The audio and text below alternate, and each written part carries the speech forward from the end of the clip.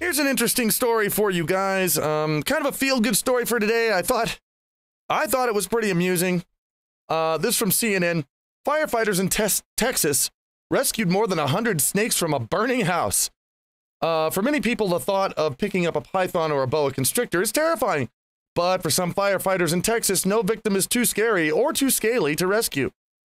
Caney Creek Fire and Rescue of Conroe, a suburb north of Houston, responded to a house fire over the weekend that was caused by a Christmas tree a Christmas tree with its lights left on.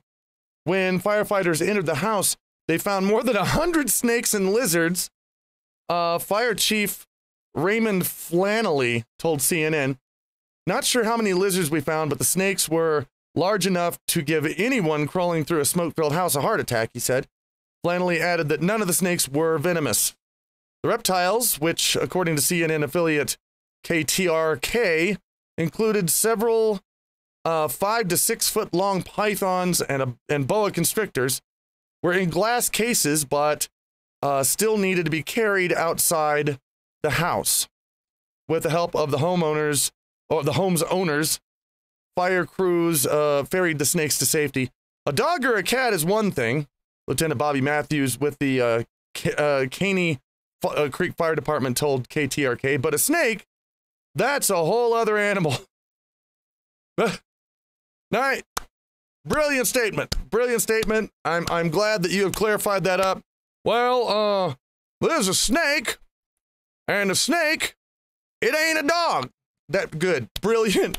Brilliant. I know I gotta give it to these guys because you know, while I'm not afraid of snakes at all, in fact, I don't know what it is about holding a snake. I think they're awesome, and when I'm holding a snake and just petting it, it actually de-stresses me. I know it's probably the opposite for a lot of people. You don't generally pick up a snake and feel less anxious, but I do. I actually, when I'm playing with Noodle, I'll pick him up, and my blood pressure instantly goes down, and I feel a lot more relaxed, and my breathing slows, and I feel like I just pet the snake and relax, and I that probably sounds insane to a lot of people, but and it probably would sound insane to these firefighters who, I doubt any of them. I mean, there may have been a couple in there that maybe were snake owners, but probably most of them aren't like that. Most of them are probably terrified of snakes. The most afraid of snakes, the people that are most afraid of snakes that I've ever seen are these huge, big, burly, grown men. They're the most frightened of snakes. We had this construction guy come over to the house earlier this year to check on some things and do some checks on the plumbing and stuff, and he discovered there was a snake, and he wouldn't get near Noodle, and he always was glancing over the tank to make sure it wasn't getting out of the tank, and he was, every time the snake would move somewhere else, he'd be like, it moved again. It's like, yeah, it does that sometimes. Sometimes he'll move. He will do that, and just keep him away from me. This guy was huge. He was this huge guy who looked like he wouldn't be afraid to run into a burning house to save someone, but he was terrified of a little snake. And this was back when Noodle was just a little guy, just a little baby dude. So I imagine that there were a lot of firefighters in this group that probably were just shitting their pants. But they went in and they did it anyway. And I got to give them kudos to that. I'd have gone in there and I'd have picked up the snakes, and I wouldn't have had a problem with it at all because I like snakes. But I don't know. The one thing that I guess I can pick on about the owners is, even though I love snakes, 100 motherfucking snakes? Who has 100 snakes? These people got to be rich, okay?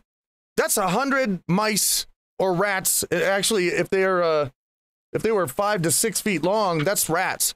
That's like 100 rats a week. That's an insane amount. That's like it probably costs them $600-700 a week just to feed their snakes.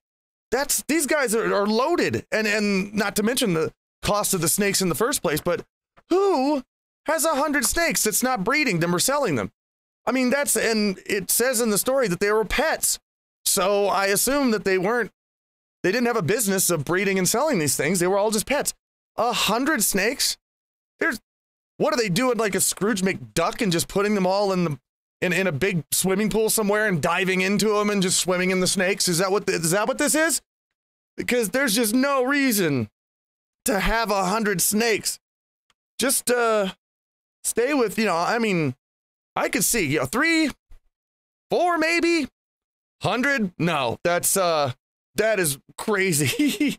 But it all worked out in the end. I think the story mentioned somewhere that a few of the snakes did die in the fire, which is sad, but most of them, the vast majority of them, were rescued by these firefighters. And thank you for going in and rescuing the snakes, even though I'm sure that you will probably have nightmares for the rest of your lives.